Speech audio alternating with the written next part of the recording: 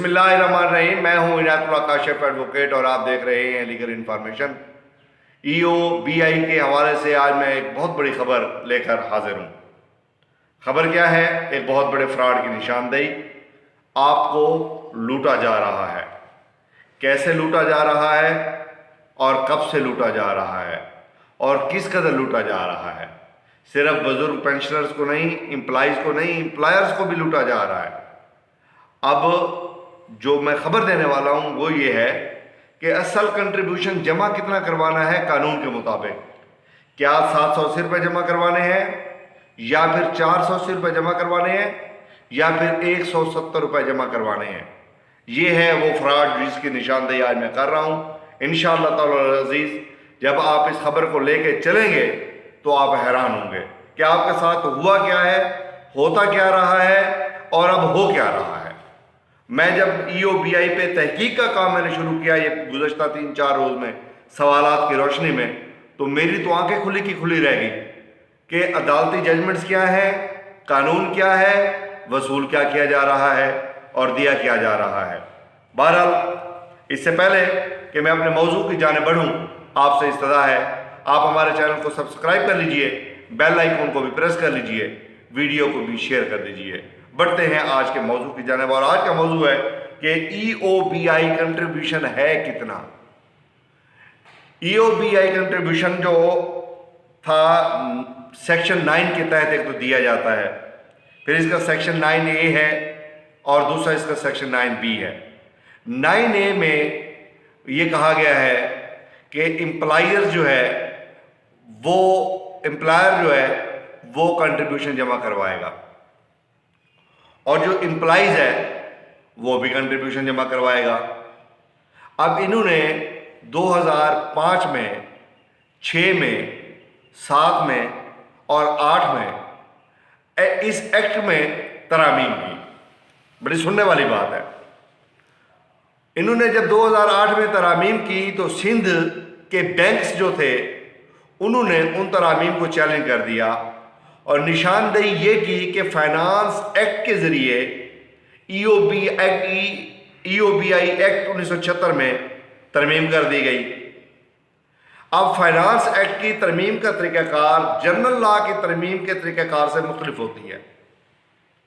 Finance act जो है वो कौमी असम्बली से भी पास हो जाता है, कभी सेनेट से भी पास हो जाता है, उसका इशू कोई नहीं होता। जो ये लॉ होता है इसको बाज़ाब्ता तौर पे दोनों ऐवानों से पास करवाया जाता है, तब जाकर ये तरमीम फाइनल होती है, हतमी होती है।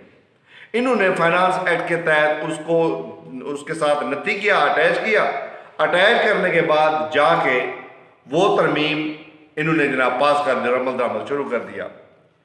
उस अमल दरामद की शुरू में 5% जो है वो लिया गया एम्प्लॉयर से और 1% कर दिया गया एम्प्लॉय से।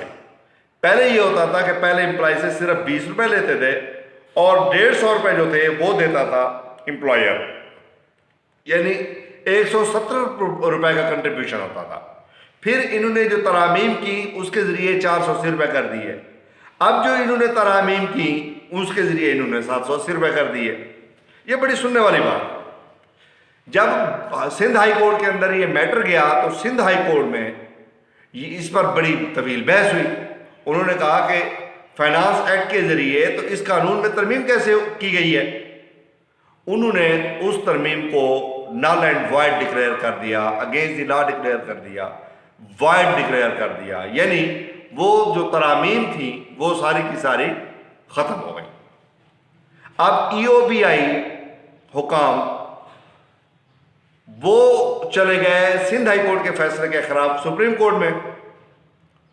सुप्रीम कोर्ट ने सबको नोटिस किए, हाजिर हुए। हाजिर होने के बाद वहां पर बड़ी बहस हुई और बहस के बाद सुप्रीम कोर्ट ऑफ पाकिस्तान ने भी सिंध हाई कोर्ट के फैसले को बरकरार रखा, अपहेल्ड रखा। अब तय हो गया, जब वो तरामीम सिंध हाई कोर्ट ने ख़त्म की, उनके खिलाफ सुप्रीम कोर्ट में गए, सुप्रीम कोर्ट ने भी उन तरामीम को ख़त्म कर दिया। तो अब मामला कहाँ जा पहुँचा? फिर 150 रुपये का कंट्रीब्यूशन और 20 रुपये का कंट्रीब्यूशन, एम्प्लॉयज़ की तरफ से 20 रुपये और एम्प्लॉयर की तरफ से 50 रुपए, यूं 170 रुपए का कंट्रीब्यूशन जो है वो लीगल हो गया। अब ताज़ा तरीन सूरत हाल ये है कि उस जजमेंट के खिलाफ रिव्यू पिटीशन दायर हुई है, लेकिन रिव्यू पिटीशन में भी कमाल की बात यह है, जो आपके इल्म में अर्ज कर रहा हूं, अदालत ने कोई स्टे जारी नहीं किया। यानी वो अब इन फील्ड है, इन ऑपरेशन है वो जजमेंट, यानी जजमेंट वो काम कर रही है, वो जजमेंट बरकरार है। अब अगर उस जजमेंट की रोशनी में देखा जाए जिसकी रूह से वो तमाम तरामीम जो 2005 से 2008 तक की गई वो कलअदम करार दी जा चुकी हैं, अब उन तरामीम के जरिए सेक्शन 9 में इजाफा किया गया, प्रोवाइजो में इजाफा किया गया था, वो प्रोवाइजो भी टर्न डाउन हो गई। अब सूरत हाल ये है, कानून के मुताबिक, सुप्रीम कोर्ट के उस डिसीजन के मुताबिक जो कंट्रीब्यूशन बनती है वो 170 रुपए बनती है। और अब आप अंदाजा करें कि 2005 से तरामीम का सिलसिला शुरू हुआ, 8 तक आया, और वो चैलेंज होता हुआ आप सुप्रीम कोर्ट के अंदर जजमेंट इन फील्ड है, इन ऑपरेशन है, उसके बावजूद जो वसूली की जा रही है वो 4 रकूमात वसूल की जा रही हैं आपसे। कुछ लोगों से 780 रुपए वसूल किए जा रहे हैं जिनको पता नहीं है मामले का। जिनको मामले का पता है कि ये उन्हें कहा गया है कि जनाब वहां पर वो चैलेंज हुआ है, आप 480 रुपए के हिसाब से जमा करवा दें। कुछ लोगों की 480 रुपए के हिसाब से जमा हो रही है, कुछ लोगों की जो है वो 170 रुपए के हिसाब से भी अब भी जमा हो रही हैं। जो समझदार है, जिनको पता है पूरी लॉ का, उनका ये। अब इस वक्त 3 रेट चल रहे हैं कंट्रीब्यूशन के, वेजेस के हवाले से 3 रेट चल रहे हैं, और एक 170 रुपए, 480 रुपए और फिर 780 रुपए। हालांकि सुप्रीम कोर्ट की जजमेंट के मुताबिक वो जो फैसले थे, वो जो तरामीम थी, वो गलत फोरम के जरिए करवाई गई थी, वो तरामीम टर्न डाउन हो चुकी हैं। वो तरामीम टर्न डाउन हो चुकी हैं, उन तरामीम की अब कोई कानूनी हैसियत नहीं है। अब सुप्रीम कोर्ट के फैसले की रोशनी में तो बनते हैं 170 रुपए। इसलिए अब जिन लोगों से नाजायज पैसे वसूल किए जा चुके, वो अब ईओबीआई से रुजू करें और उनसे पूछें कि असल सूरत हाल क्या है और वो क्या जवाब देते हैं। तो ये थी वो सूरत हाल जो मैं आपसे आगाह करना चाहता था आपको, कि ये आपके साथ जो हाथ हुआ है वो कैसे हुआ है। अब एक बात मैं कहता हूं कि मुझे इस बात की तशवीश है कि अगर इतने कम पैसे वसूल किए गए तो ईओबीआई को आगे देने के लिए आपके पास क्या होगा, ये बात तो मुझे भी समझ आती है। लेकिन उसके लिए अब करना क्या चाहिए हुकूमत को चाहिए कि अब वो प्रॉपरली तरामीम लेकर आए उस कानून के अंदर जो तरीक़ाकार है उसके मुताबिक, कि कंट्रीब्यूशन जो है वो सेक्शन 9 के अंदर तरामीम करे, पार्लियामेंट करे अब दोबारा, और मुनासिब तरीके से वो तरामीम करके दोबारा से इनसे पैसे जो है वो लिए जाएं, और या उनका जो है कंट्रीब्यूशन का हिसाब किताब दुरुस्त किया जाए, लेकिन किया तरामीम के जरिए जाए। वो तरामीम जो है वो वहाँ पर की जाएंगी, तो जिसकी बुनियाद पे आपका जो है ये फ़ायदा हो सकेगा।